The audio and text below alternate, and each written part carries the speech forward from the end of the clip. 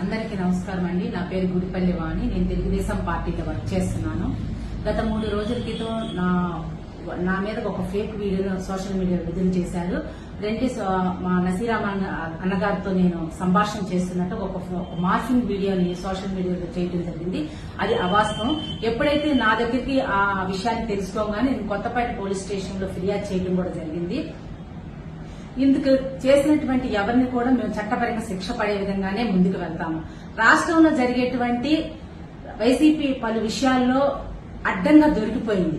దానికి అదంతా విషయాన్ని డైవర్ట్ చేసుకుని ఒక బీసీ మహిళ నా మీద బురద జల్లి దీన్ని నన్ను ఒక పావుగా వాడారని, నన్ను నా రాజకీయ ఎదుగుదలను కూడా తట్టుకోలేక చేయించారని చెప్పి స్పష్టంగా తెలిసింది. ఈ వీడియో ఈ ట్రోల్ అయినటువంటి వీడియో పూర్తిగా అవాస్తవమైనది.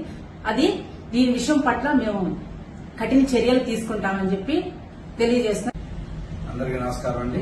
నా పేరు గుడిపల్లి నవీన్ కృష్ణ. నేను కొన్నేళ్లుగా తెలుగుదేశం పార్టీ క్రియాశీలకంగా వర్క్ చేస్తా ఉన్నాము. గత 3 రోజుల నుంచి ఒక మార్కింగ్ వీడియో నా భార్య గుడిపల్లి వాణి ఎమ్మెల్యే గారి నసీరామ్ దానితో సంభాషణ చేస్తున్నట్టు ట్రోల్ చేస్తా ఉన్నారు. శనివారం మా దృష్టికి వచ్చింది. మేము కొత్తపేట పోలీస్ స్టేషన్ లో ఫిర్యాదు చేస్తున్నాము. వాళ్ళు కఠినమైన చర్యలు తీసుకుంటా ఉన్నారు. ఈ మార్కింగ్ వీడియోని వైసీపీ వాళ్ళు ట్రోల్ చేస్తూ పైచారిక ఆనందం పొందుతూ బీసీల మీద మమ్మల్ని బలి చేస్తా ఉన్నారు.